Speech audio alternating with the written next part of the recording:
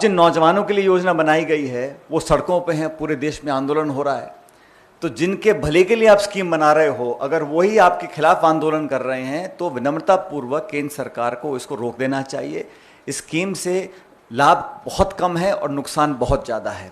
जैसा चिदम्बरम जी ने कहा, फौज के अंदर, और अजय माकन जी ने बिल्कुल सही कहा, फौज में आप 4 साल के लिए भर्ती कर रहे हैं, 6 महीने ट्रेनिंग करेंगे, उसके बाद साल में 2 महीने की छुट्टी भी जाएगा वो, तो टोटल सर्विंग पीरियड जो है 4 साल का है, उसमें से मुश्किल से 2.5 या 2.25 साल की वो नौकरी कर पाएगा। उस इतने कम समय में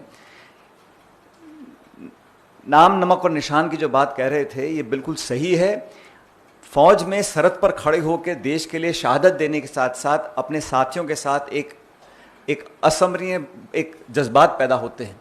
और जिन लोगों ने फौज की वर्दी पहनी है वो समझते हैं कि इसमें समय लगता है। जब एक नौजवान को मालूम है कि 2.5-3 साल के बाद उसको वो यूनिट बटालियन छोड़नी है, तो वो संबंध, वो व्यवहार वो नहीं बना सकता, ये सर्वविदित है।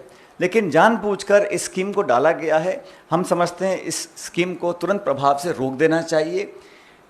फौज के अंदर हमारी भारत की सेना किसी सरकार, किसी पार्टी, किसी दल से बहुत ज़्यादा कीमती है।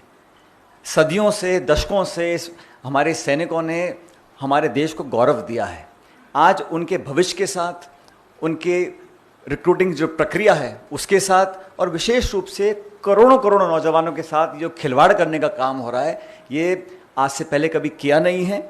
और भारतीय सेना, भारतीय फौज, हम सबको उन पर फ़ख्र है। मुझे लगता है कि उसके साथ इस प्रकार का खिलवाड़ बिल्कुल आवश्यक नहीं है।